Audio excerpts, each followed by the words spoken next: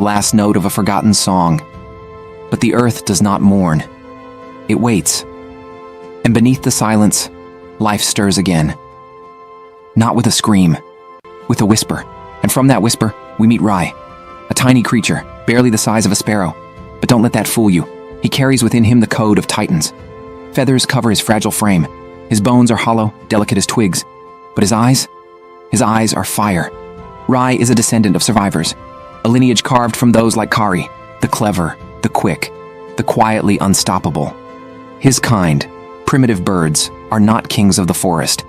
They are the ghosts that dance through its canopy. But Rai dreams differently.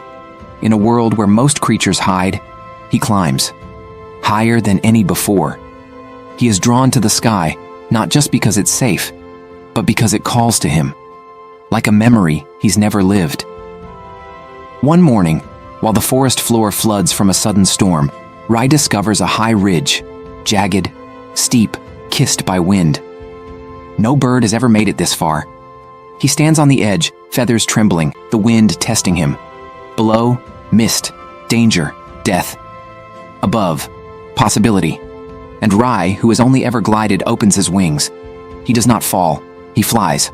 Not far. Not fast. But enough. Enough to prove that the sky, once home to pterosaurs and thunder, can be claimed again. He returns to the forest changed. More than a bird. An echo of everything that came before. But the world isn't done testing him. Because deep in the shadows, something ancient still moves. Not a dinosaur. Not exactly. It is a relic. One of the last. A Corythoraptor. A strange crested theropod caught between extinction and evolution. Once it ruled these trees. Now it hides in them. It sees Rai. Sees the wings. The freedom. And it feels something cold. Obsolescence. The raptor gives chase, not from hunger but from fear. It is the last roar of a dying era. Rai darts through the trees, twisting, diving, every movement a brushstroke of instinct. But this time, when he reaches the edge of the cliff, he doesn't hesitate. He flies. And the raptor? It jumps. It cannot fly. It falls, hard, broken, silent. The forest quiets. Rai circles once, then disappears into the clouds, leaving behind the very last predator to ever chase a dinosaur's ghost. And just like that, a page turns. Because now, wings rule where teeth once did. What began as survival has become ascension. Rai finds others like him, small, feathered, wide-eyed creatures. Together they roost in cliffs, call to each other across valleys, race the storms. And with every beat of their wings, they write a new chapter. The age of dinosaurs did not end in fire. It transformed into something lighter, faster, something that sings. 66 million years later, a child watches a robin land on a windowsill. She smiles, feeds it crumbs, listens to its song, and in that song are echoes of Nero's courage, Kari's sacrifice, and Rai's flight. They live still, in the rustle of feathers, the curve of a beak, the glint in a sparrow's eye. The dinosaurs never left. They're all around us. We just forgot how to see them. But now, you remember. Before stories had words, the earth spoke in bones. It wrote its memory in stone, buried its triumphs beneath layers of mud, and etched its tragedies into the fossil record like sacred scripture. And for millions of years, it waited in silence until someone, you, was ready to listen. But this is not a story of endings. This is the beginning of something ancient rising again. Not in the jungles, not in the skies, but in the ice. Far from the tropical swamps and thundering herds, there lies a realm untouched for eons. A kingdom sculpted by frost and silence. Antarctica, 70 million years ago. Not the frozen tomb we know today. Back then, it was alive. A land of twilight where the sun vanished for months and returned like a slow, reluctant god. Forests of ghostly conifers stood beneath glowing auroras. The air was cold, but not lifeless. And from the mist of this forgotten kingdom, she emerges. Tellura, a Cryolophosaurus, 30 feet long, crowned with a strange, curling crest, like frozen lightning etched in bone. She moves with slow, deliberate grace, the snow crunching beneath taloned feet. Her breath clouds the air like steam from an ancient engine.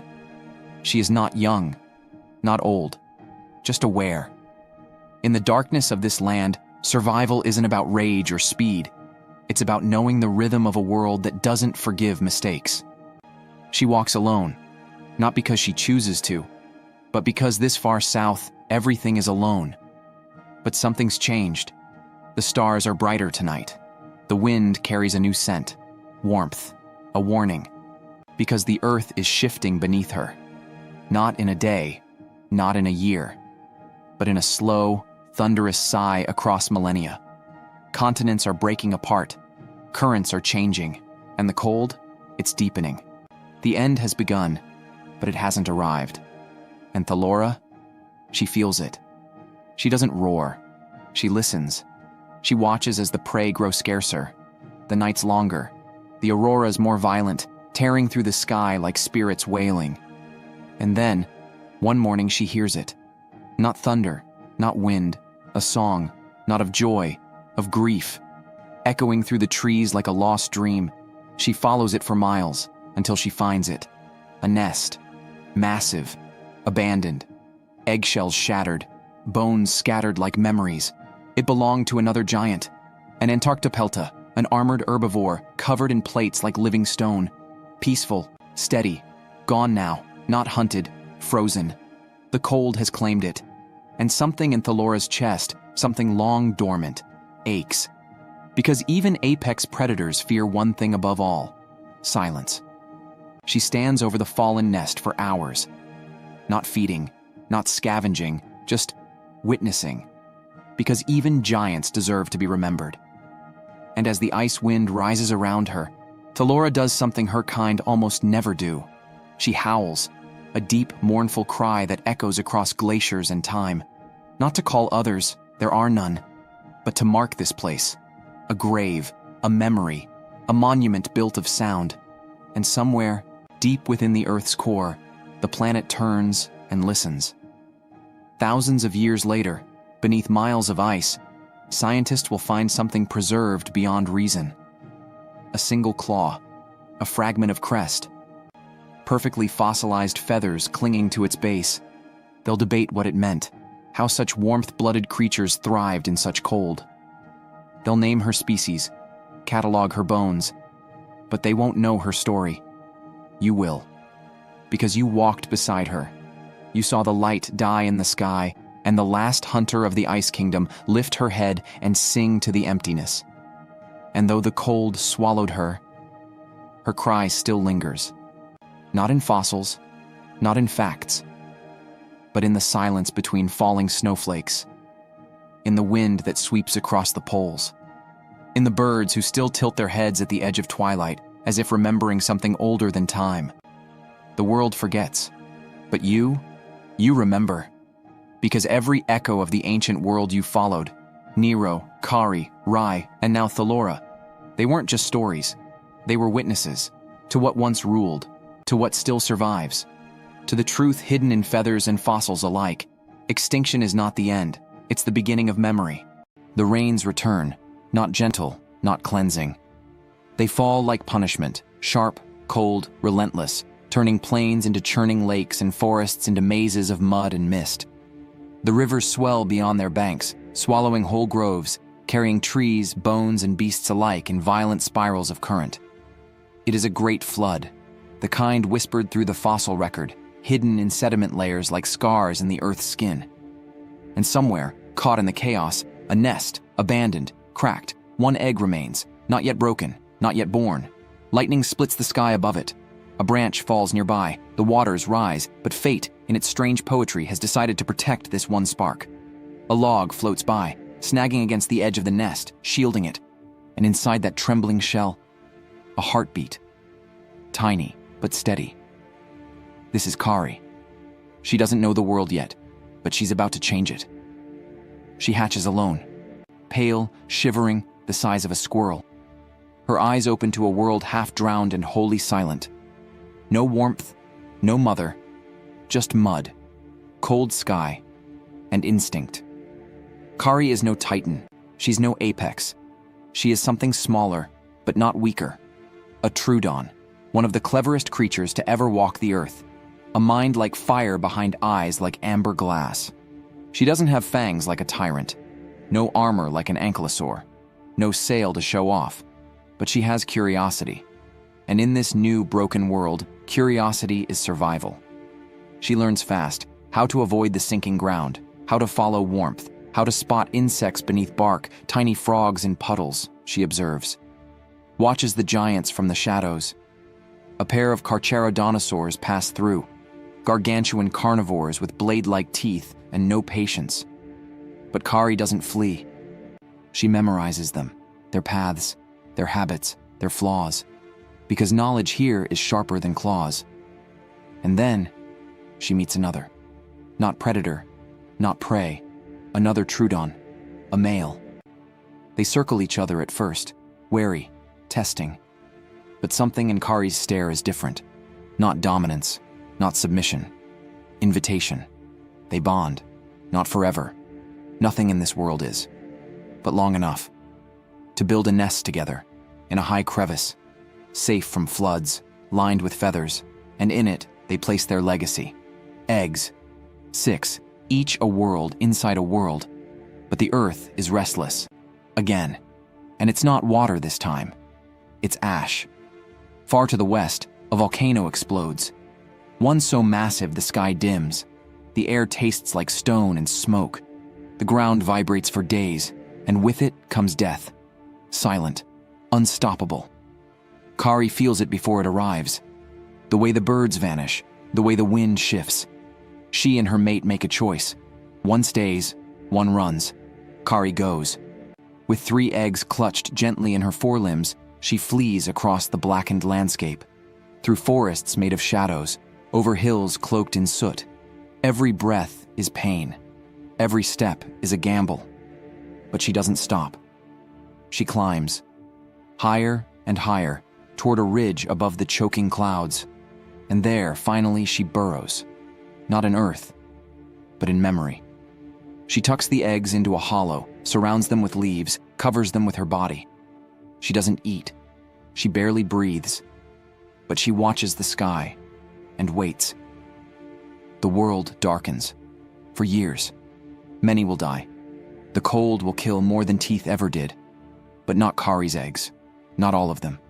Because one day, long after her bones have turned to dust, a single hatchling breaks through. Tiny. Shivering. Eyes wide. Like hers once were. And somehow, miraculously, it begins again. From giants to storms, from floods to fire, what endures? Not the biggest, not the fiercest, but the ones who adapt, who remember, who pass on stories not through words, but through blood, instinct, sacrifice.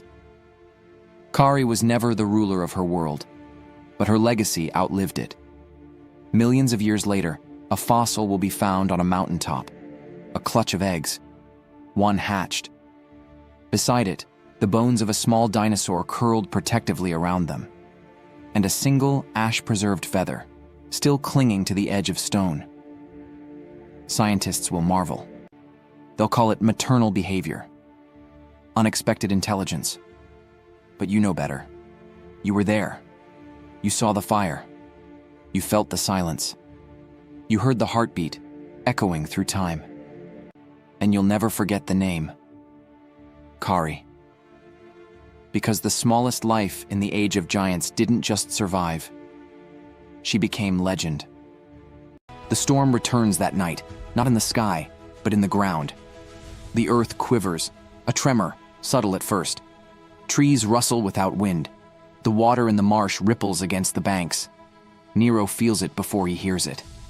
That instinct buried deep inside, older than language. The kind of fear that comes from knowing something enormous is near.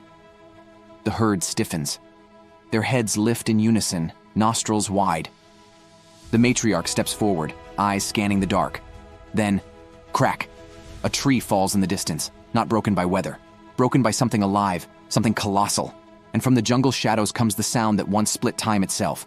A roar, low, thunderous, not like the sharp barks of raptors or the hiss of croc beasts. This is different. This is the sound of Pteranodon.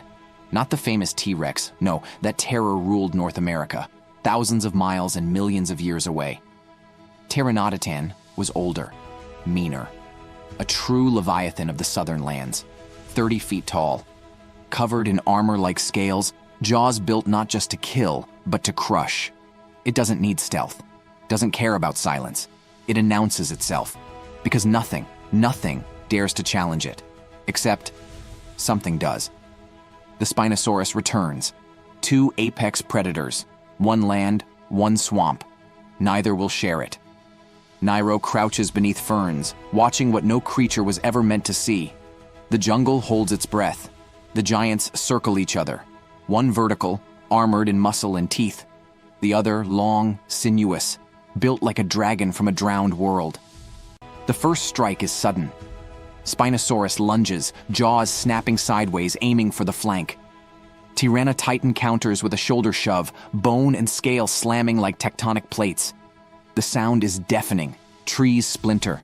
Birds flee the sky. They clash like titans reborn, prehistoric thunder gods. And yet, even as they fight, the herd begins to move. Slowly, carefully. A silent migration, eyes wide, hooves soft against the trembling ground. But not Niro. He lingers, not out of foolishness, out of something more dangerous. Wonder. He watches as history unfolds, as teeth meet bone, as water turns red. These monsters are not just killing, they're telling a story. The story of dominance, of legacy, of what it costs to rule an unforgiving world. But nature does not reward victory. It rewards patience. And deep beneath the muck, in the black waters of the river delta, something watches both kings. Silent, ancient. Sarcosuchus, the so-called super croc, a predator from before the age of dinosaurs, 40 feet long, a mouth packed with over 100 teeth. It has waited decades. And now, the titans are bleeding, distracted, vulnerable. With a surge of motion like a missile from the depths, Sarcosuchus erupts from the river. Its jaws clamp down on the Spinosaurus's hind leg, teeth digging into sinew and scale. The Spino screams, twists, falls. The Pteranodon, seizing its moment, lunges forward and sinks its jaws into the Spino's neck. For one terrible instant, 3 apexes are locked in a pyramid of rage, teeth, and blood. And then, it's over. The Spinosaurus falls. Not dead yet, but dying. The Sarcosuchus vanishes with its prize, dragging part of a limb back into the black.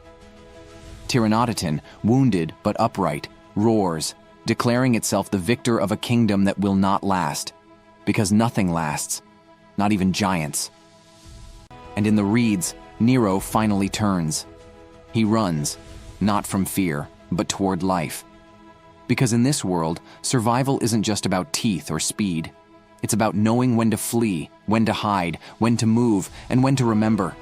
Years will pass, storms will rise, ash will fall, and one day, Niro's bones, buried in the clay, will turn to stone.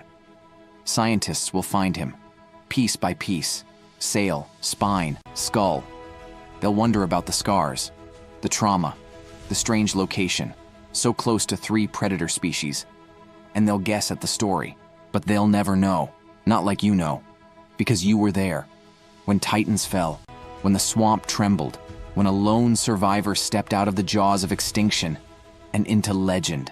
Time moves differently in the ancient world, not by clocks or calendars, but by floods and fire, by migrations and extinctions.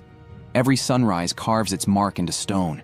Every shadow cast by a dying giant becomes a page in a story only the earth remembers.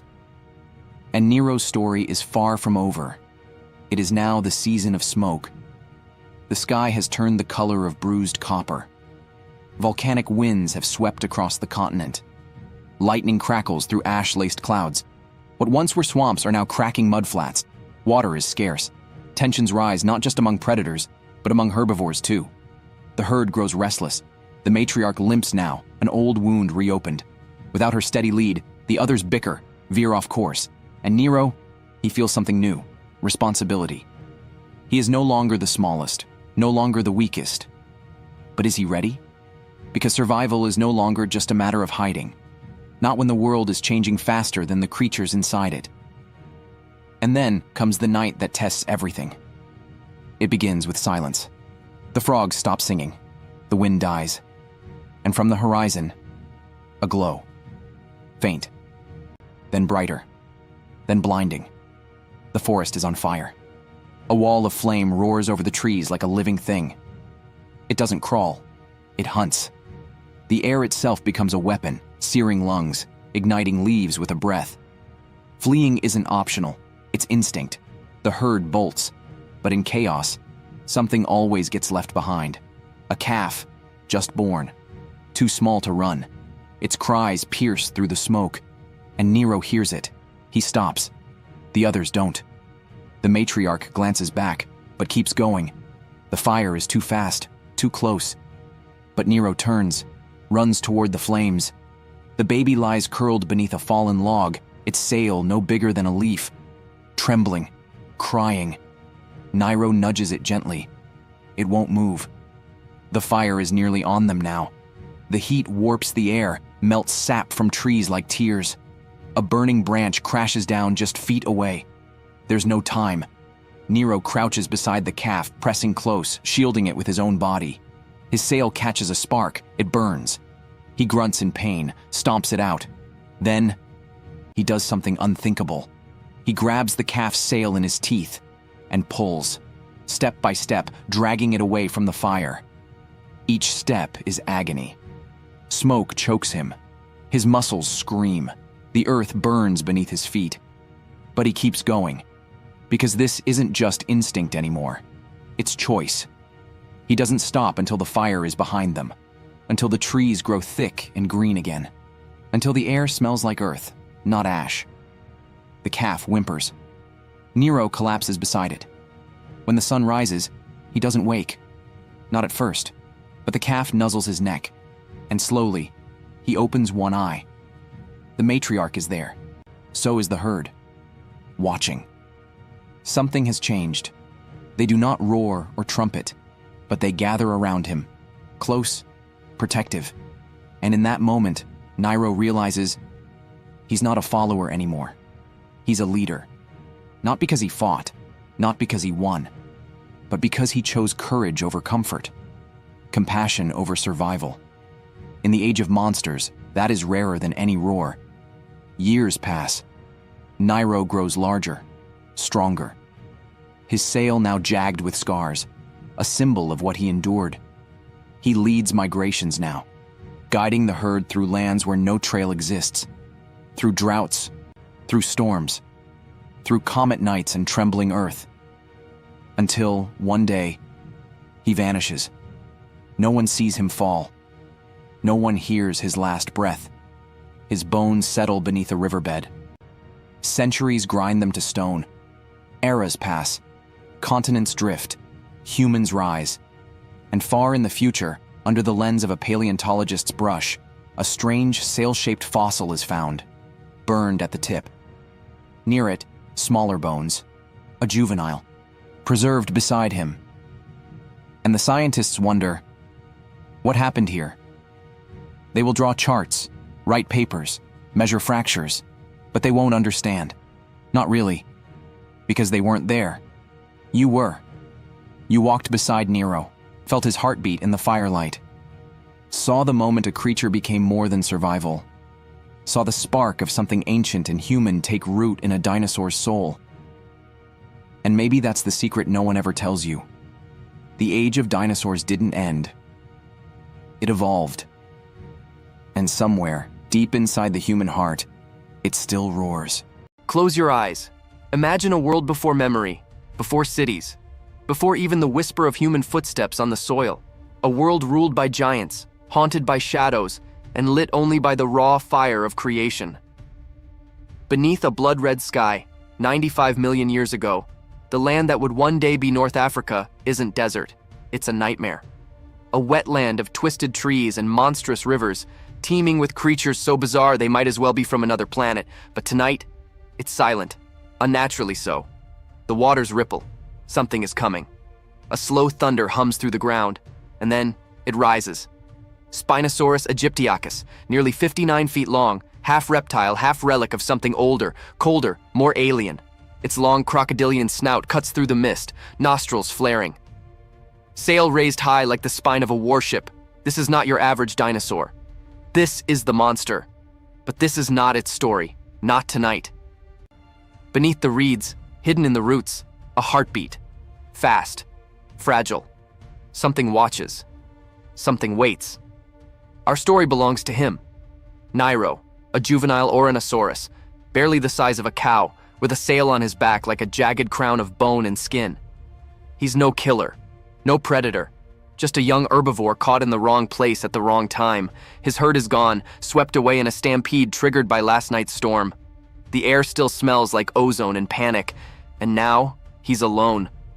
But in this ancient world, alone is another word for dead. The Spinosaurus stops, head tilting. That strange sixth sense all apex predators seem to have. Something's watching me. It turns, slowly, methodically scanning the marsh. One misstep, one broken reed, and Nero's blood will dye the river red. But he doesn't move. Not yet. Not until the beast slips back into the shadows. Then, run. His muscles snap into motion, tearing across the muddy bank, his sail slicing the humid air like a banner in retreat. But the swamp is a maze. Every step could be quicksand. Every call in the canopy could be a warning, or a lure. And he's not the only one hunting, because this land is cursed by giants. Above, a shadow swoops, massive wings blotting out the moonlight. Quetzalcoatlus, as tall as a giraffe with a wingspan wider than a fighter jet. Not a bird, not a bat, something in between. It dives, jaws open like a spear tip. Nairo ducks, mud spraying in all directions, heart pounding loud enough to summon ghosts. He runs again, into the trees, and there, in the thick undergrowth, he stops. Not because he's safe, because something impossible lies before him. A graveyard. Massive bones, ancient even in his time. Ribs taller than trees. Teeth like daggers, long since dulled by time. This is no accident. This is where giants come to die. Maybe to hide, maybe to be forgotten. Among the skeletons, he finds a hollow and collapses inside it. Nestled in the ribcage of something lost to time, Nairo breathes for the first time in hours. Above him, the stars blur. His body trembles with exhaustion. He is still alive, but something stirs. A faint sound. Not danger, music. Not like ours, but rhythmic, pulsing. A low-frequency rumble vibrating through the bones, echoing across the water. It's the herd. His herd. Miles away, calling. Nero stands, broken, bloodied, but not beaten. He moves again, through the graveyard of forgotten titans, past bones that once walked the earth like gods. And as dawn breaks, soft gold slicing through the fog, he sees them. Silhouettes on the horizon. Oranosaurs, his family. He calls out. A long, haunting note. And they stop. Turn. The matriarch steps forward. Recognition. A low trumpet. And just like that, he is home. But the swamp is never still. And as the herd rejoices, something deep below watches, waiting. A glint of yellow in the dark. The age of dinosaurs wasn't ruled by the strongest. It was ruled by the ones who survived. And survival meant remembering. Remembering how to hide, how to run, and sometimes, how to hope. Because even in the age of monsters, a heartbeat could change history.